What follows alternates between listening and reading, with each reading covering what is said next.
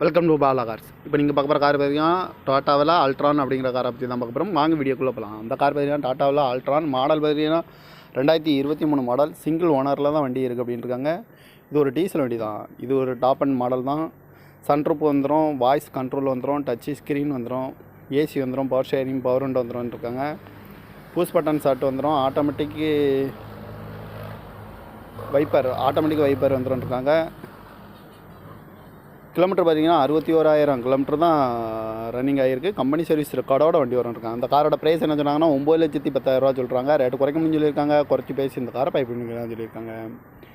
Car பார்க்கணும் இடம்னு பார்த்தீங்கன்னா பவானிங்கிற இடத்துல தான் அந்த கார் பார்க்க முடியும். TN30 அப்படிங்கிற நம்பரில் தான் அந்த கார் இருக்குது அப்படின்னு இருக்காங்க.